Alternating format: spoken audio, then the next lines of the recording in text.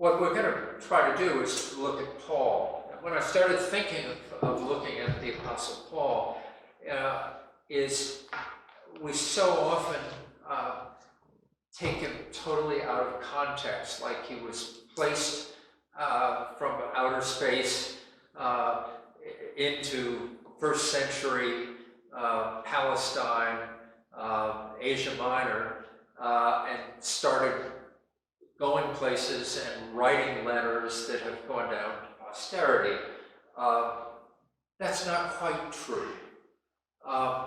There was a very unique, changing world that was happening, of which Jesus was a major part, and Paul became a major part.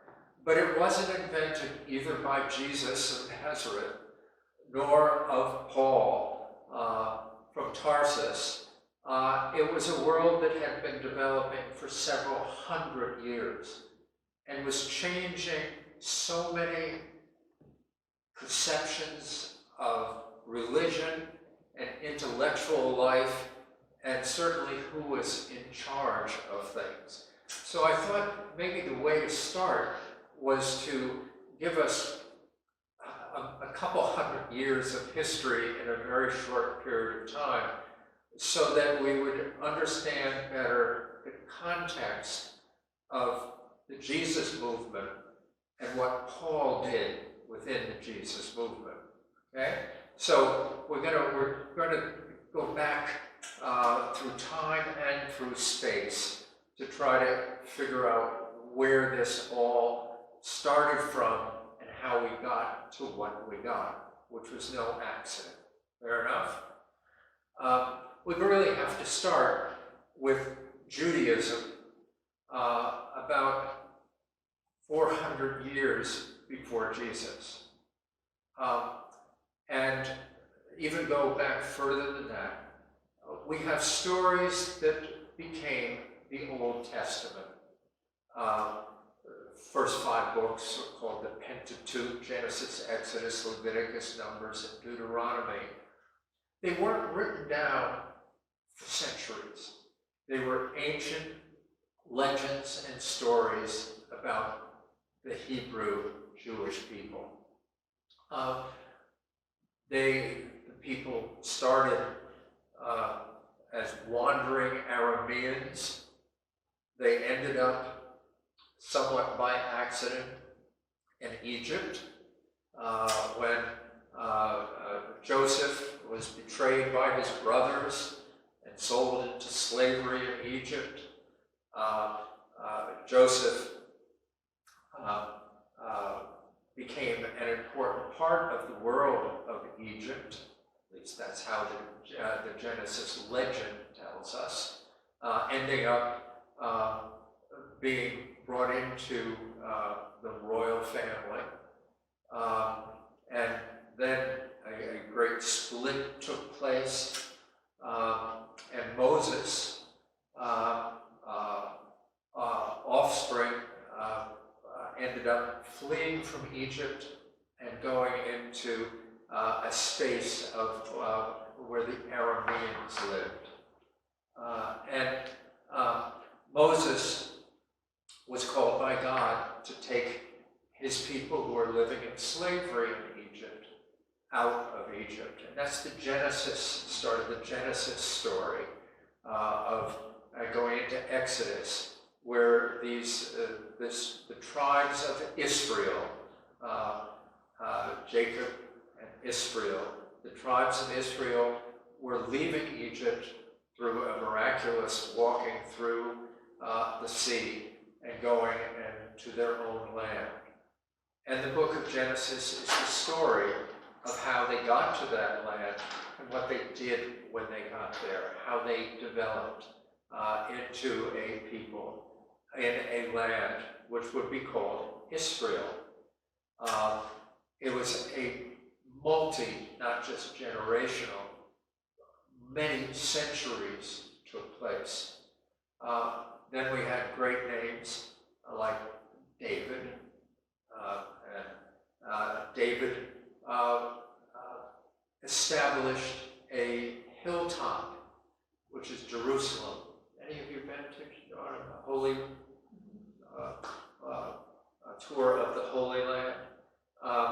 And built himself a house, never built a place of worship. And then when David died, his son Solomon was told by God, David built himself a really neat place, a great house, but David neglected to make anything for me. So Solomon built a great temple in Jerusalem on the hilltop. And that temple existed, we don't know for how long, until there evolved in that area, which we would now call the Middle East, a series of important empires, far more powerful than Israel could ever deal with. And they tended to take over all the small places. First, they took over Samaria, which is north of Jerusalem, but south of Galilee, where Jesus was born, and was actually the most important economic, agricultural, trading part of what we would call Israel. So we tend to, because of how history evolved, to look at Samaritans as ne'er-do-wells. But that was certainly not true. Samaria was the economic trading hub of Israel.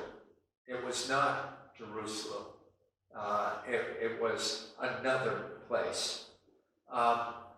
As these empires started to evolve, they would just gobble up everybody in their sight.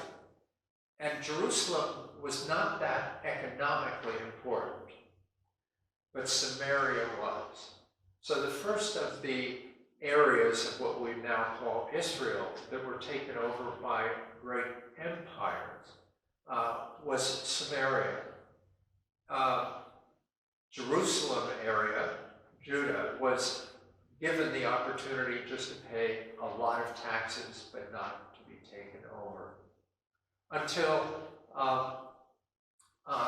the second wave of taking over major portions of land ended up with Jerusalem being taken over and the temple being destroyed.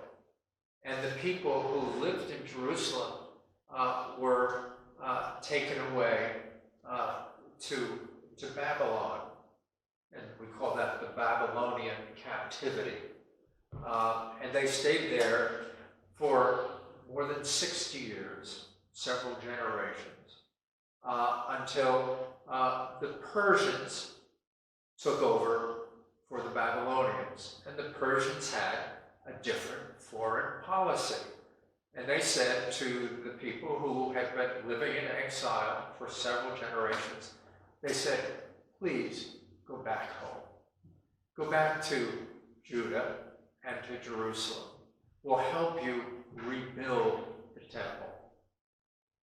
It wasn't a terribly good temple that was rebuilt, but it was rebuilt. And it becomes a very important part of our story in that the people, that was the great disjuncture of ancient Israel. Before the destruction of the temple and then after the rebuilding of the temple. And all the books that we call the canonical books of the Old Testament were written before the exile. And the other books that were written from the 6th century thereafter are called the Pseudepigrapha, sort of the semi-faulty writing, things that are pseudographic. So the books that we have in the Old Testament reflect all the writing up until the time of the Babylonian captivity. After that, there's a whole bunch of other books that were influenced by many other things, which made a more modern Judaism, a Judaism that was more in touch with other parts of the world. And especially as empire after empire came forward, and before the Roman Empire, which is a very important part of the end of the story, but the middle part of that story is about Alexander the Great, the Greek, who took over the entire Middle East. He drank himself to death. And his successors took over everything from Egypt all the way up through the Holy Land, and going up all the way into Asia Minor, and of course going back toward Greece itself. They controlled everything. So Hebrew as a language, which was only used by a very small group of people, was transformed into a similar but not the same language called Aramaic. Jesus probably spoke Aramaic, not Hebrew, because Hebrew had become a language of the temple, but not a language of the people. It looks similar, parts of it sound similar, but it is not biblical Hebrew. That is the language of the Genesis, Exodus, Leviticus, Numbers, Deuteronomy, 1st and 2nd Samuel, 1st and 2nd Kings. This was a different language. And we have a lot of books that we read from somewhat. Did it start evolving because they were in exile in Babylon and maybe started mixing some other languages? Absolutely. I mean, Israel never was able to go back to be this fortress of unblemished Judaism. They became really a very small part of a very dynamic political, philosophical. We're going to be getting into Neoplatonism in Judaism, which a lot of in the pseudepigrapha, and you can see there was a lot of pseudepigrapha. 2 volumes of pseudepigrapha, much more pseudepigrapha than there was in the traditional Hebrew Old Testament.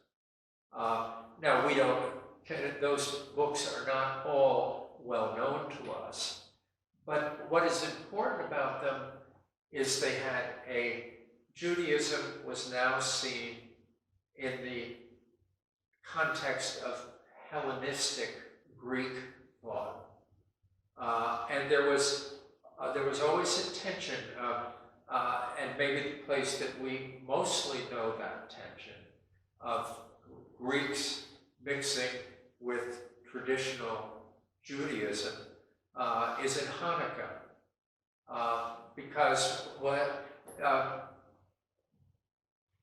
traditional ancient Judaism had a lot of things in the Leviticus, especially in the book of Leviticus, which tells you how to be pure and clean.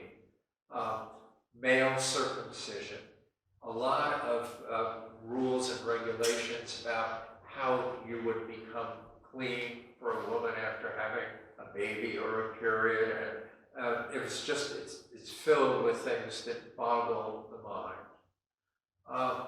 And certainly it had tremendous limitations on how men treated women and how women treated men and what they could do and what they couldn't do.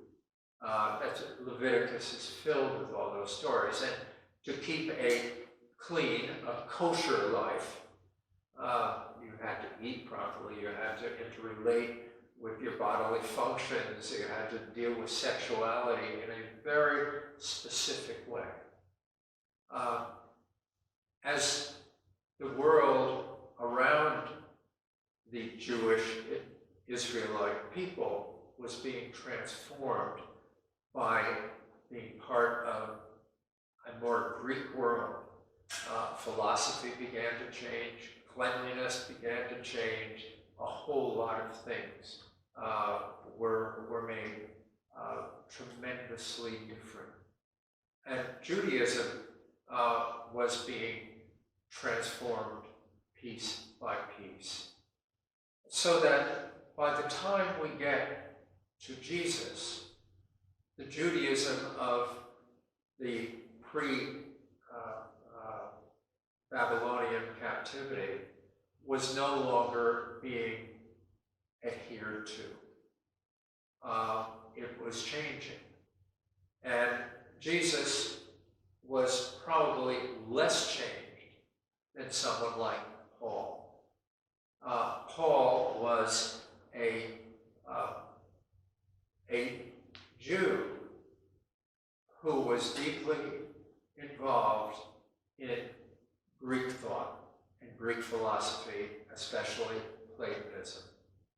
He says he grew up in a place sort of halfway between Antioch, which is now Ankara in Turkey, and Israel. He grew up in Asia Minor.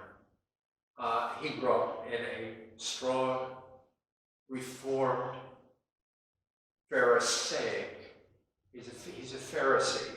Sadducees in Judaism were the traditional part of the priestly world, which existed only in and around Jerusalem.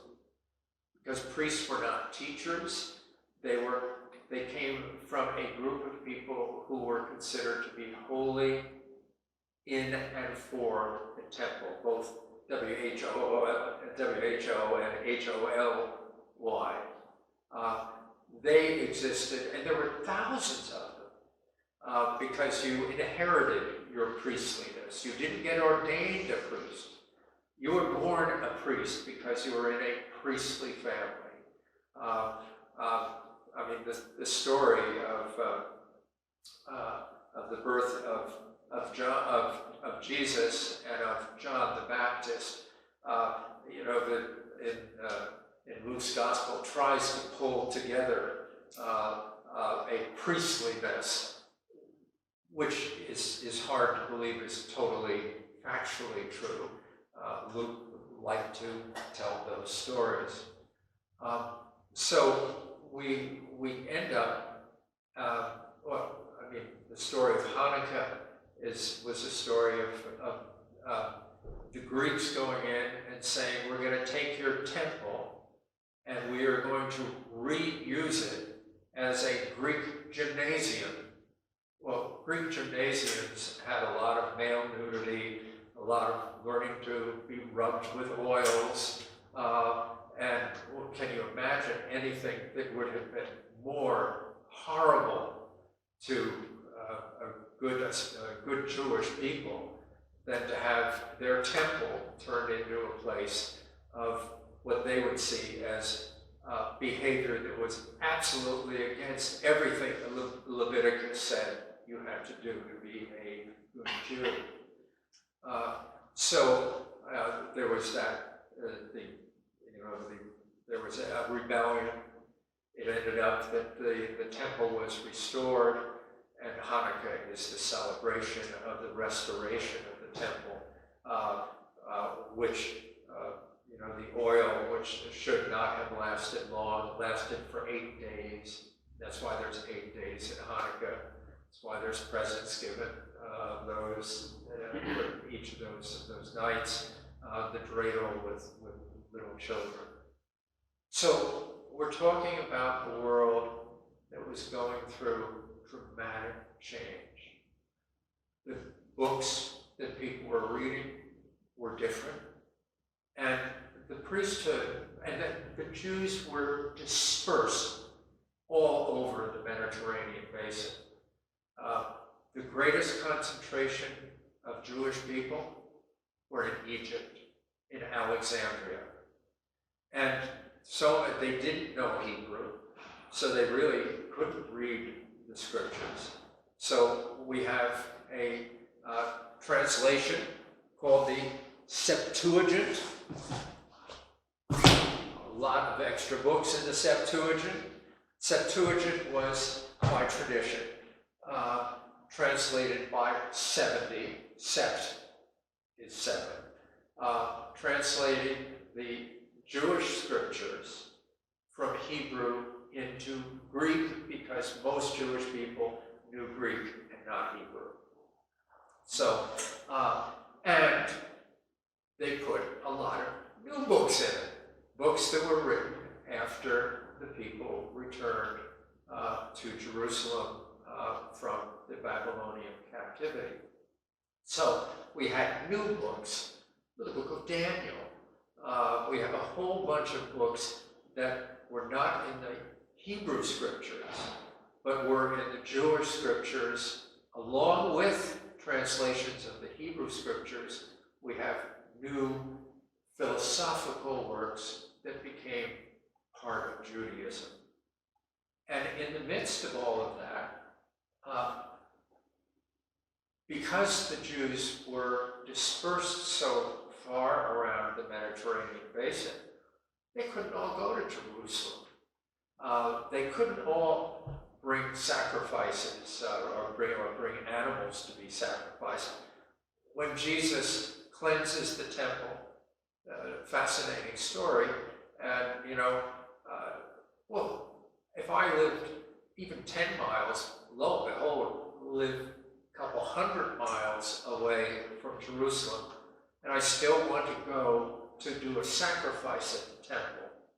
Well, I can't bring my sheep with me. I mean, if I live in North Africa, if I live in Alexandria, if I live in Tarsus, where Paul came from, I can't put the sheep on my back and carry my sheep all the way to Jerusalem. So what they did was they made a good business. We'll supply your animals and other things for the temple. You just bring your money, and you can buy your sheep. You can buy you fly a dove. You can buy a dove. You can buy whatever, and it wasn't a terrible thing. Now, what Jesus ended up saying was, the scripture says, you've made this into a den of thieves. Well, there probably were a lot of thieves. But on the other side, it was not that different from the stock market, where, we can't all individually invest in every little company. So we buy mutual funds because it's a convenience that makes it easier for us to deal with things. The only way these dispersed Jewish people could still relate to the temple was to have money changers. They all came with money from different places, but you had to pay your money in the temple in official temple currency. So you do your exchanges. So some people were getting rich. And so Jesus coming to the temple, when we hear that story, we sometimes miss how complex that was. Okay? That fair? Any comments or questions? We're getting closer to the I have time one of little Lord question. It Jesus. wasn't about the temple, but so the Bible that we use in English, whether it be King James or some other translation, or its predecessor, did that come from translating the Greek or the original Hebrew? Well, good question. Both. One of the interesting things, and a lot of Lutheran stuff here, is the original Greek New Testament. For the moment, just let's stick with New Testament, although we're really talking about mostly the Old Testament coming up to this.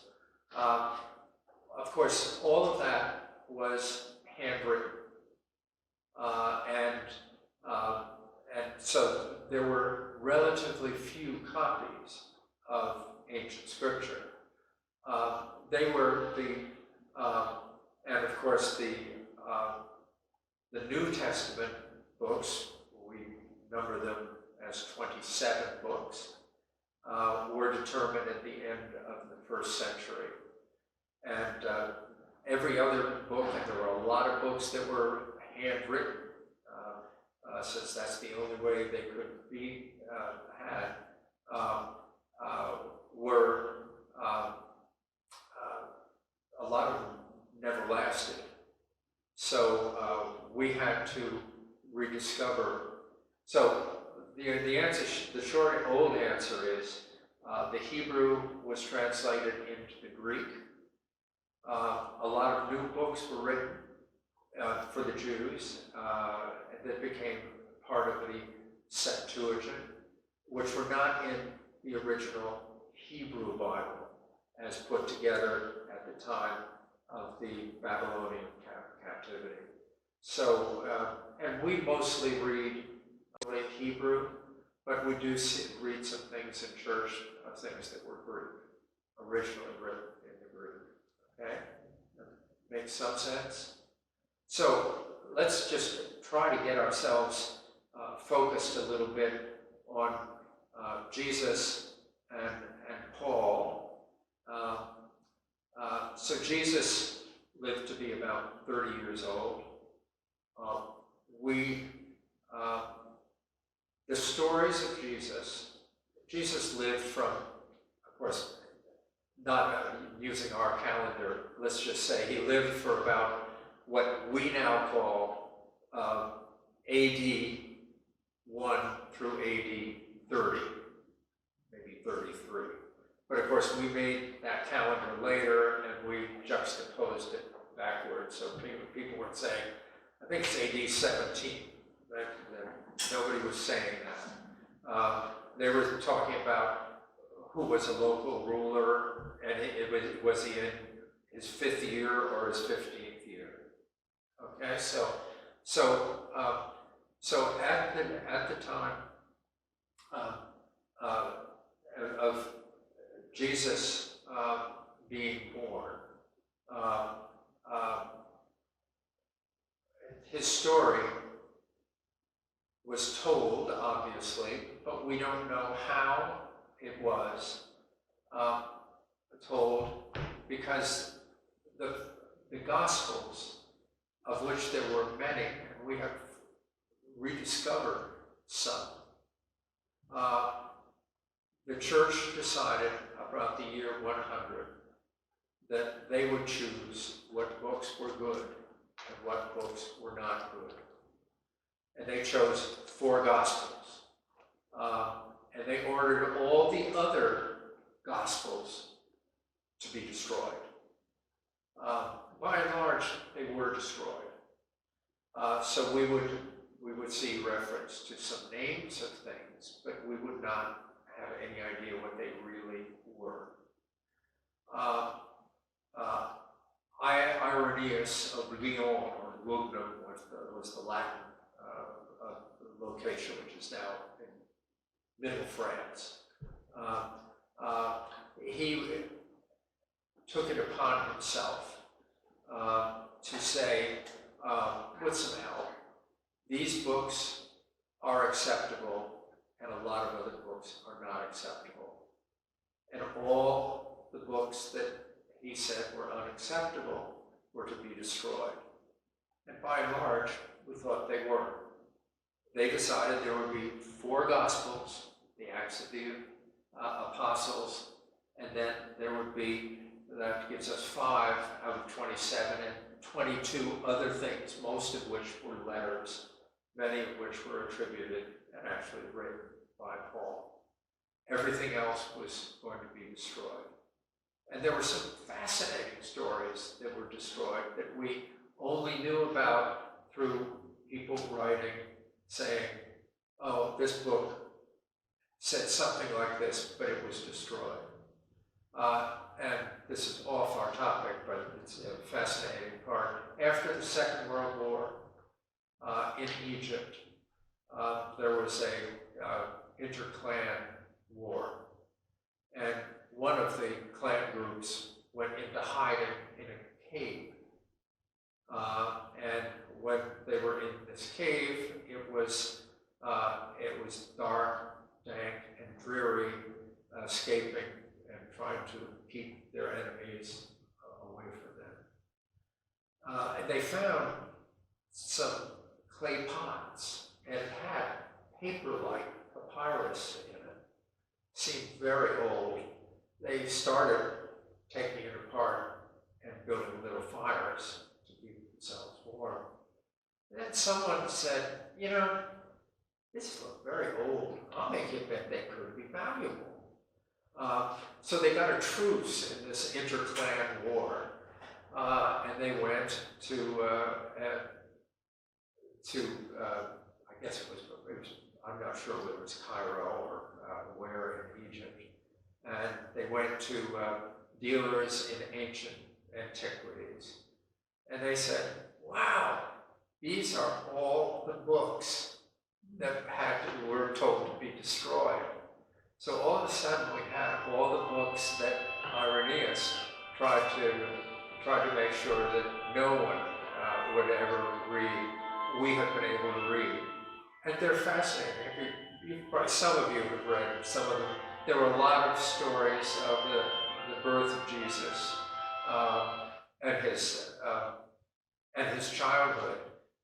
In some of them, Jesus was not always a good child. And some of them are very fascinating stories. In one of them, Jesus is sent to school by Joseph. And Jesus is so much smarter than any of his teachers. He would get really frustrated and angry about the teachers. So angry that he'd strike them dead. Oh no. Which Joseph found to be... They wanted to destroy the books. That's right. Exactly. I mean, and they are really they are fascinating stories. I mean, like Jesus on the, one of them, Jesus is whittling a piece of wood on the Sabbath day. That's work. Can't do that. So some good person going by saw Jesus and his friends whittling away at wood, went and told Joseph about how bad Jesus was behaving. Joseph went out to chastise Jesus, and Jesus took the wooden bird, threw it in the air, and it flew away. Therefore, destroying all evidence that Jesus had done what should never be done on the Sabbath. So converting the water to wine wasn't the first thing. No, he did many things in these stories, stories of his youth and other stories. So a man named Bart Ehrman, professor at the University of North Carolina, has made a career of unearthing and translating. He's a wonderful writer. Many of these books that the church decided should not be seen. Is there a name for that, all those books? Or is there yes, it's called the New Testament Apocrypha. Yeah, the New Testament Apocrypha. And we probably have in our library here at least some copies of various. They're fascinating. They're not, I don't think they're instructive as much as they are fascinating. Right. I don't think one needs to Now spend. they have technology to read them without even having to unroll them. And that's a fascinating technology, just to read them. Absolutely, to have been able to Just leave them intact. right, absolutely. So I mean, I don't want people to think that we should all spend our time reading those, but they really are quite fascinating. Story of not Jesus, but Thomas heading off to India. And the tradition is that Thomas evangelized India. This story about Thomas getting to India was not a great evangelical tale, however. And he was tricking a prince. He said he was a famous architect, and you pay and I'll make a great palace for you. And the palace was mostly in Thomas's head, and the guy who had paid all the money was not impressed by Thomas. So, I mean, someday we'll waste our time a little bit by reading this, all these things that were to be destroyed. I went to a girls' school, and I had to have a year of Bible, and ours was the annotated Bible and the Apocrypha. So we studied that back in the 60s. Right. Yeah, well, they're really quite fascinating stories. So let's just get ourselves up to where we really need to be for Paul. Paul was a product of the alternative movement, which was, how do we deal with the dispersion of the Jewish people? He was a Pharisee. He was tied to the Jewish scripture, but not to the temple and sacrificial Judaism. Paul grew up in a place called Tarsus in Asia Minor. You can find that on maps hither, thither, and yon. What we know about Asia Minor and Tarsus, it's on its way from Ankara, Turkey, or Antioch at that time, going directly to the west, going toward Asia Minor and Greece. And it was a place where clearly Paul, as a Pharisee, Jewish Pharisaical student, had studied Greek thought, had studied Judaism. He was obviously very, very well educated. And he was a Jew. Now the story, let me go back and say, our four Gospels that are finally that were put in the New Testament, Matthew, Mark, Luke, and John, all postdated not only Jesus' death, they postdated Paul's death and Peter's death. We believe that Peter and Paul were both killed during the Neronian persecution in 64 AD. And in Rome, they were both in Rome. And the tradition, the story is that Nero was not a good ruler, but that there was a great fire in Rome, and Nero blamed the fire on Christians. And he determined that he was going to wipe out all the Christians. Peter and Paul, independently and by different means, had ended up in Rome in the years before 64. We don't really know how Peter got to Rome, except the tradition was Peter and Paul are both there. Paul got there because he ran foul of Hebrew tradition and Roman law, and was remanded over to be sent to Rome for a trial, because Paul was a Roman citizen. And as a Roman citizen, when he was caught in crime, he had the right to demand that his court hearing would be held in Rome. That's the tradition of there. But I want you to make sure that we are clear that Paul's writings far predated any of our Gospels. Paul died at the time when Mark's Gospel was just being written down, the most simple of our Gospels. And it was being written down because how far would Nero go to wipe out Christianity? And if we have, at that point, they were saying, we don't have stuff written down. We have to get this stuff all written down. So Mark's Gospel is the simplest, most straightforward of the four Gospels, dated in and around 64 AD.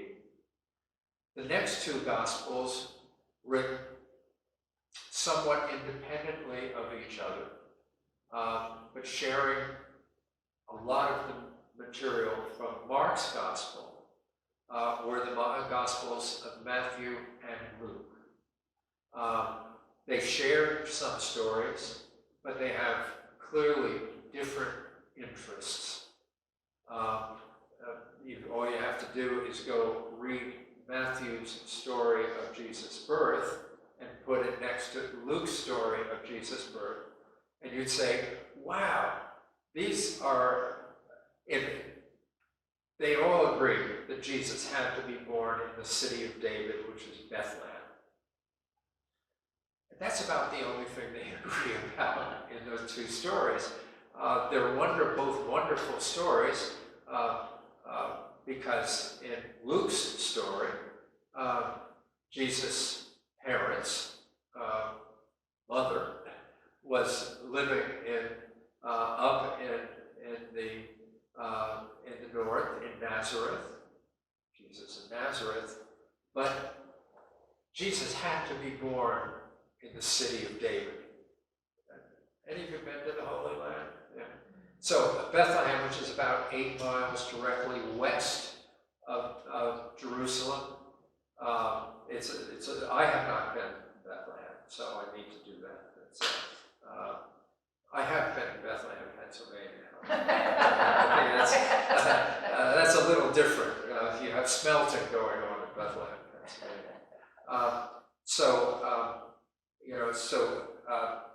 Luke had to get Jesus down to Bethlehem to be born.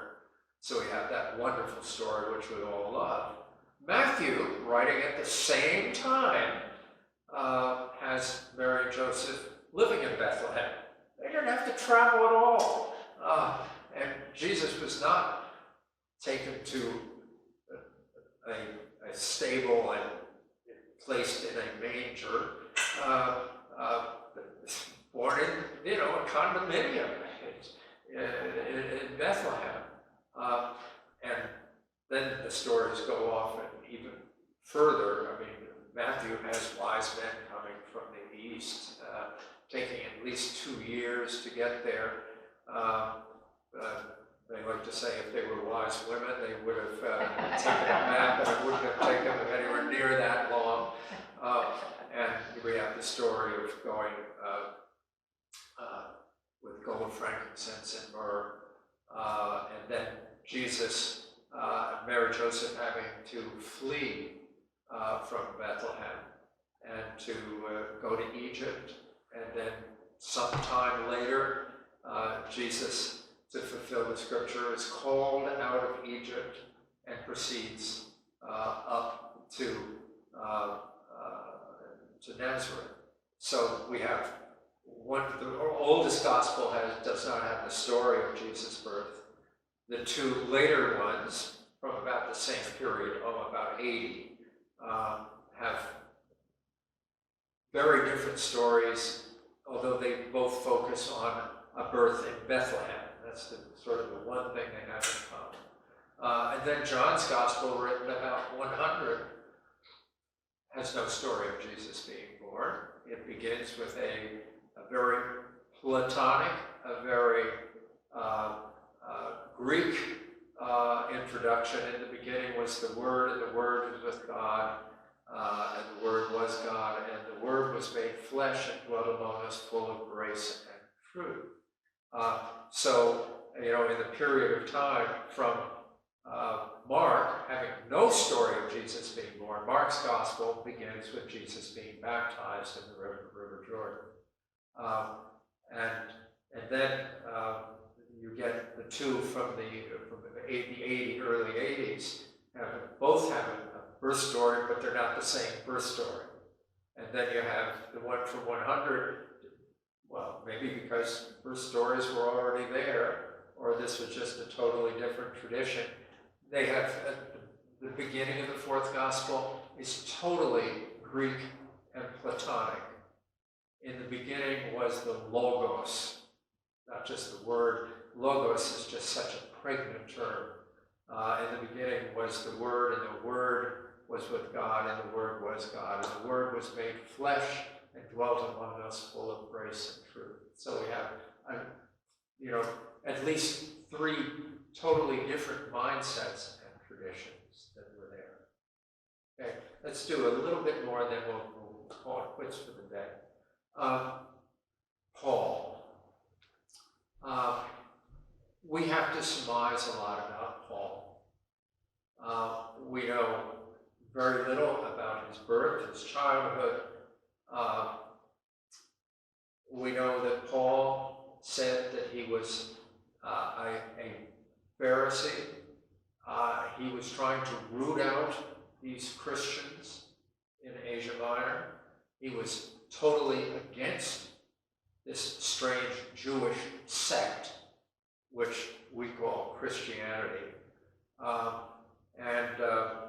He was zealous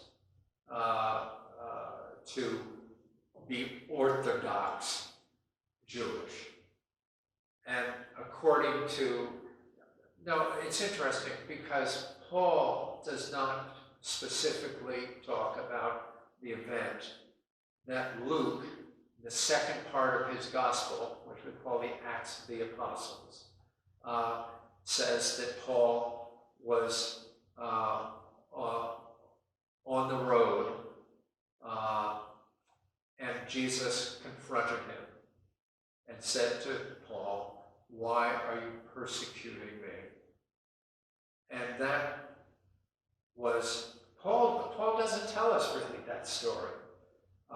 It's Luke in the Acts of the Apostles that tells us that story. Clearly, something happened which Paul hasn't chosen to tell us too much about, that turned him from being a persecutor of people who saw Jesus as the Jewish Messiah, to make him say that I have to be the one who spreads the word about Jesus everywhere I go. So he started about a 15-year peregrination over mostly Asia Minor, making its way into Corinth, so to Achaia for a period of time. And he saw his job was to go to mostly the Jewish congregations and to plant the seed of Jesus being the one who is called to the Jews. Much more than just generally to the quote-unquote Greeks. He was really specifically focused in on, although he did work with non-Jews, most of his work was going into synagogues. Synagogue is a place where people are called together, so meaning with. So he was helping people create synagogues, and we'll be reading 1 Corinthians, which is one of those places where you see him creating house churches out of synagogues, and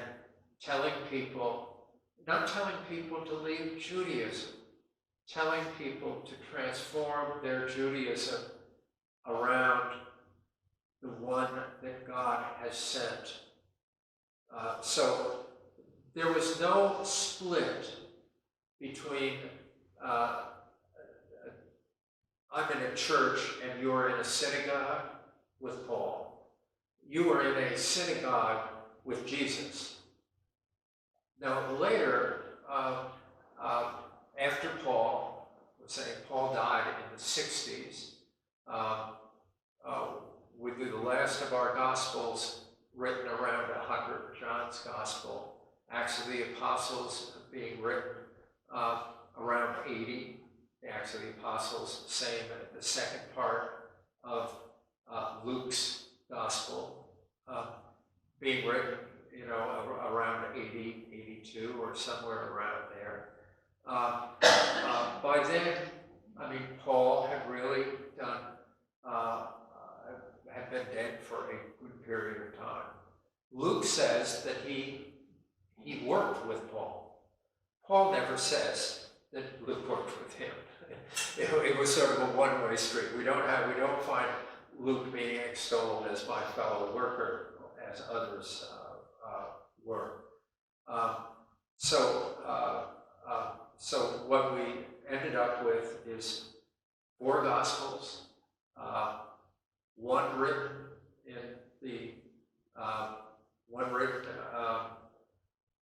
around 64, 65, 2 written around 80, last one written in the late 90s, maybe as late as 100. With Paul's writings, they start in the 50s. They continue through the 60s, when we think he died in 64. And he spent his time traveling from synagogue to synagogue, place to place, telling the story of Jesus. Paul always had his own work. He was a leather worker, a tent maker,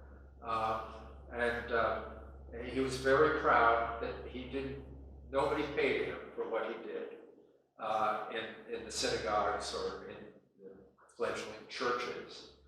He did this all by himself. He made his own money on the side and took care of himself. He was very proud of that he didn't ask anybody to take care of him in any way, shape, or form. So what I'd like us to do is, if you can spend a little time and read Galatians. We're going to really spend time on Galatians, on 1 Corinthians, and then on Romans. Galatians is a good summary, and I think a good place to start. 1 Corinthians is, I think, the second place to look for where Paul really sets out for this synagogue / house church, how they should behave, what they should do, how they relate to each other. So I think it's a wonderful second place to look. And then we're going to end by reading Romans. Paul, if you read the last 3 or 4 chapters of the Acts of the Apostles, Paul caused trouble almost everywhere he went. And his trouble could be personal. He wrote 2 more letters to the Corinthians to complain about how poorly they had treated him. We just read the first one, which is nicer than the second and third renditions of what had gone on. Romans. Paul wanted to go to Spain. That was his real goal. He wanted to just pass through Rome, but things did not work out that way. He fell foul of Judaism, foul of the Romans, Paul was a Roman citizen. He was the only early Christian we attach with being a Roman citizen. And when Paul got in trouble in Jerusalem, he pulled his trump card. And his trump card was, I'm a Roman citizen, and you have no right to try me here in Jerusalem. So send me to Rome. And then in Acts of the Apostles has the wonderful story of the trip, the storms, the shipwrecks and everything, the snakes, you've got it all. ends up in Rome. And the Christian tradition is he ends up along with Peter. Now, Peter and Paul were absolutely enemies. Peter was a Judaizer. That is, he believed that everybody, you had to be a Jew for Jesus, but you had to be a Jew. And he did not, Peter was not going on to this Christian side of things. Paul we're separating ourselves from Judaism, and we're Christians. We're not Jews for Jesus, we're Christ followers. I mean, the story that Luke has of Peter and Paul both ending up in Rome at the time when Rome had the fire, where Nero was arresting, torturing, and killing the people who were Christians, and Peter and Paul both died in the Neronian persecution. That's part of the great lore of the Christian church, and certainly for all of us to read. John's Gospel, interestingly, was the latest 100 AD, maybe a little less than that. And it was a community that was in different struggles about their Jewish Christianity, if you will. So, but it was John, unlike Matthew, Mark, and Luke, was a thoroughgoing Platonist, and he looked at the whole story of Jesus through Plato or Platonic eyes. He certainly has no story of the birth of Jesus. He has this wonderful prologue, which we all love. In the beginning was the Word. That's right away, that's Platonic. And the Word was with God, and the Word was God. And the Word, the Logos, was made flesh and dwelt among us. Your brain going out after an hour? That's good. Okay. Well, that's what I'd like you to do, and if you would, just get started if you could. And I'm highly recommending that we begin with Galatians, and then we're going to go over to 1 Corinthians. And Corinthians is so interesting because he's telling people how everything should be ordered. And Paul loved to tell people how everything should be ordered. And then we will go on to Romans, which is his magnum opus, which he sent before him. It was written before he was arrested, we believe. But he thought he was going to go to Rome, and from Rome he was going to go to Spain to evangelize in Spain. He got arrested. He didn't end up in Rome the way he wanted to end up in Rome, and he ended up as part of the Neronian persecution. And the Christian tradition, as I said, was both Peter and Paul died in Rome. So did he want to go to Spain because it was Islam? He wanted to go to Spain. He just got it in his mind that he should be going to the edges of the Roman Empire to preach the gospel. And Spain seemed like a pretty darn good edge. But it wasn't known for its Jewish population. No, it really wasn't. I mean, that's a tradition. Paul just intimates when he was writing to the Church of Rome, I'm going to come and I'm going to pass through. So what his intentions were, very unclear, because he didn't say, but he didn't say, I'm coming to Rome to stay. He didn't say, I'm coming to Rome to die. And then, of course, the letter to the Romans was written prior to his arrest and being sent under Roman guard from the Holy Land across on the journey to Rome.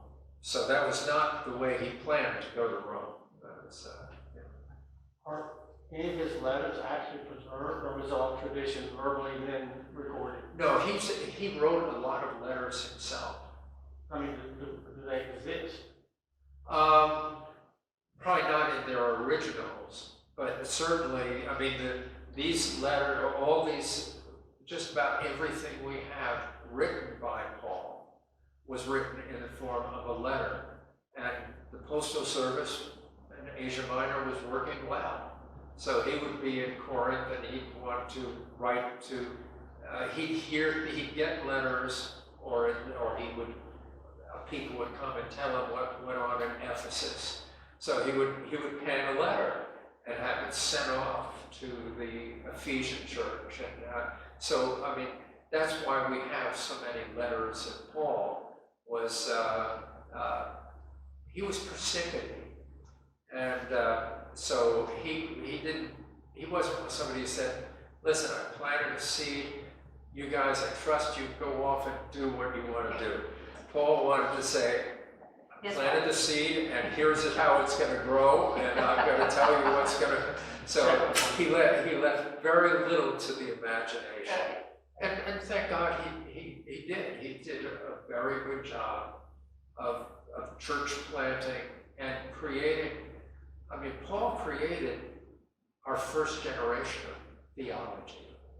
I mean, not the last generation of theology, but he took the Jesus story and put it into a whole, not the form of a story, of what it came to be. Does that make sense? You know, so that's why Paul is, I mean, we love our Gospels, but our Gospels are just sort of, they're all over the place. You say, well, it's a nice story about Jesus. What does this story mean? Over against, in Paul you say, I know what this means. I know what Paul wants. I may not like what Paul says, but you're certainly, you know, you're not willy-nilly saying, I'm not sure what Paul was going for. You knew where you stood with Paul. Fair enough? Thank you. Thank you so much. Thank you. We'll have some more people next week and we'll get started. Do get a little Pauline reading done. And Galatians is a good place. And 1 Corinthians, Paul got so upset that the Corinthian church was not doing what he wanted. And he wrote 2 more letters of basically bawling them out. Yeah. And he said, I hate what you're doing. So,